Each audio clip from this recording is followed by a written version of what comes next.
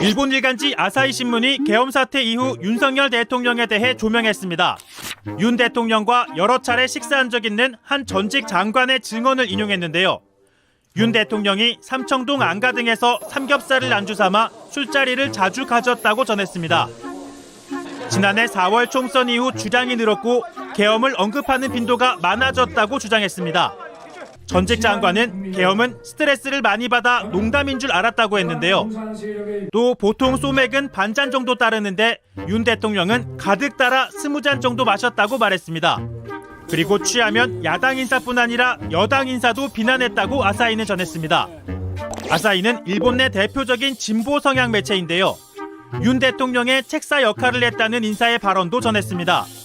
윤 대통령이 지지율이 오르지 않고 독선적인 정권 운영에 대한 비판이 이어지자 극우 유튜브 방송에 빠졌고 주요 언론의 논조에 관심을 기울여 여론의 흐름을 파악해야 한다고 조언했지만 면박을 당했다고 전했습니다.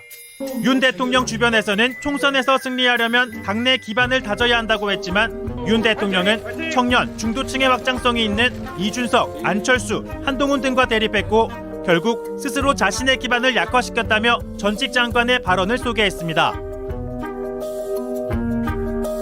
안녕하십니까. 뉴스 이면을 분석하고 해설해드리는 정치공장 공장장입니다. 여러분, 충격적인 사실을 먼저 말씀드리겠습니다. 매주 1톤 트럭 가득 실린 소주와 맥주가 대통령실로 향했다는 증언이 나왔습니다. 이것은 군 부대 보급품이 아니었습니다. 바로 대한민국 대통령 단 한 사람을 위한 술이었습니다. 오늘 우리는 윤석열 정권이 어떻게 음주 정권으로 전락했으며 대통령이 술에 취해 국정을 내팽개친 그 시간 누가 이 나라의 진짜 대통령 노릇을 했는지 그 소름 돋는 윤건희 공동정권의 실체를 들여다볼까 합니다. 짐작은 하집겠지만 윤석열 정권은 숙주 정권이었습니다.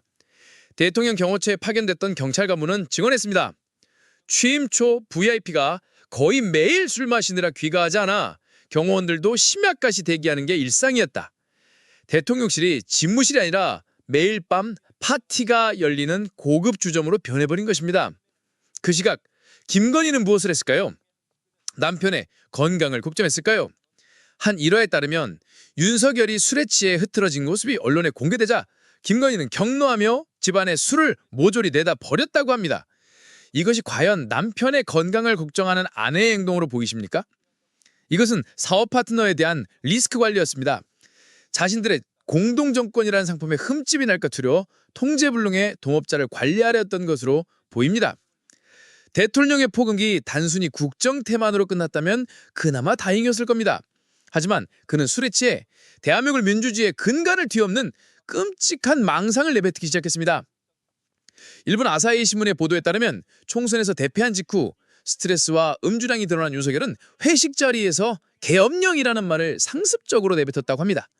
당시 동석했던 전직 장관은 그가 소주와 맥주를 반씩 섞은 소맥을 그것도 잔을 가득 채워서 한 번에 20잔 가까이 마셨다고 증언했습니다. 여러분, 술이 취해 계엄령을 외치는 대통령이라니 이것은 한 개인의 주사가 아니라 국가 안보를 위협하는 심각한 리스크이자 헌법 질서를 파괴하려는 내란의 전조였습니다. 자, 여기서 우리는 가장 근본적인 질문에 도달하게 됩니다. 대통령이 매일 밤 술에 취해 국정을 내팽개친 그 시간 대한민국의 국정은 과연 누가 책임졌습니까? 그 해답을 조국 전 대표가 명쾌하게 내놓았습니다. 윤석열 씨는 사실상 음주 상태에서 국정을 운영했고 그 사람이 술 먹는 시간 동안에는 김건희 씨가 대신한 윤건희 공동정권이었다. 그렇습니다. 한남동 7인방이라는 비선 조직이 왜 필요했겠습니까? 바로 술 취한 남편을 대신해 국정을 운영하기 위한 김건희의 대리 통치 기구였던 것으로 보여집니다. 우리는 대통령을 한 명만 뽑았는데 실제로는 술에 취한 대통령과 그를 대신하는 그림자 대통령, 2명의 대통령이 이 나라를 통치하고 있었던 헌정사상 최악의 사기극이었습니다. 매주 1톤 트럭 분량의 술에 취해 내뱉던 계엄령 망상, 그리고 그 시간에 나라를 주무른 그림자 대통령, 이것이 바로 우리가 겪어온 음주 정권의 민낯입니다. 전통시장에 가서도 상인의 어려움보다 소주 한 병을 먼저 떠올렸던 그의 모습과 매일 밤 음주로 인한 숙취로 출근은 하지 않고 비어있는 차로 가짜 출근 차량을 연출했던 한심한 정권이었습니다. 여러분은 술에 취한 대통령과 그를 대신한 그림자 대통령, 이 음주 공동 정권을 어떻게 심판해야 한다고 생각하십니까? 댓글로 통해 여러분의 날카로운 분석과 다양한 의견을 자유롭게 남겨주시기 바랍니다. 정치공장 구독과 엄지척 좋아요는 다음 영상을 만드는데 아주 큰 힘이 됩니다. 감사합니다. 중앙일보 보도에 굳이 그 얘기가 나왔어요. 요새 나 몇 주째 술 안 마시고 있다. 그래서 의식이 또렷하다. 그리고 직원들한테 나 때문에 고생한다는 말도 할 줄 안다. 했다. 뭐 이런 얘기가 보도가 나왔는데 이건 뭔 제스처입니까? 역으로 이야기하면 평소에 그렇게 했어야죠. 평소에 그렇게 안 했다는 뜻이잖아요. 평소에 술에 쩔어 있다. 예, 의식 대통령 판단이 없다. 네. 짓할 때 저 사람은 대통령 직이 아니라 짓을 한 겁니다.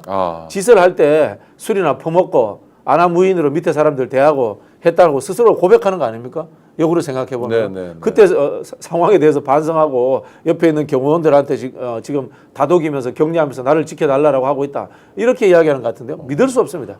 숨 쉬는 것조차도 저는 믿을 수 없는 사람이라고 봅니다. 그렇죠. 그러니까 대통령이 윤석열이 그런 말을 했다는 것 자체가 거짓말일 가능성도 높지만 그것을 통해서 확인하는 건 윤석열이 평소에 어땠다. 의식이 또렷하지 네네. 않았다. 네네. 매일 술을 처먹었다. 네네. 아사히 신문에도 그 폭탄주 20잔 얘기가 나왔다고 하는데 폭탄주 20잔이 얼마나 많은 양인가 하면요. 꽉 채워가지고요. 그 이제 이른바 과거에 그걸 텐텐이라고 해서 텐텐. 네. 예.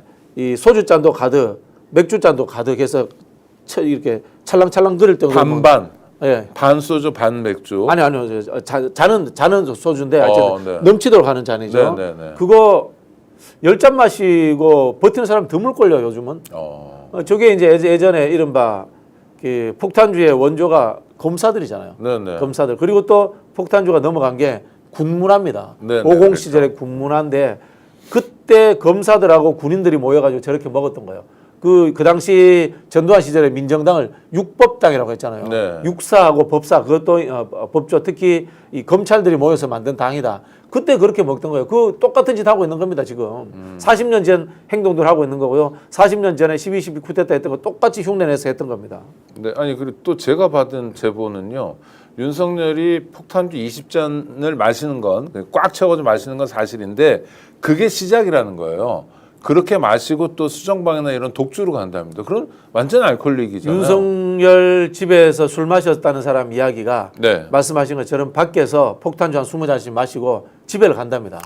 집에를 가면은 말씀하신 것처럼 양주라든가 수정방이라든가 뭐 이런 중국 술을 좋아한대요. 도수가 높은 술을 마신대요. 그리고 마지막에는 담근 술을 꺼낸대요. 네. 그래가지고 이 술을 끝까지 버텨야지 나는 의기투합했고 당신 내 편이야. 뭐 끝까지 믿는다. 뭐 이런 식으로 이야기를 하더라고요. 이거는 조폭들이 하는 술대장 놀이죠. 일종의 죄수의 딜레마 이런 것도 그렇죠. 술대장 놀이죠. 술대장. 술대장 놀이. 네. 네.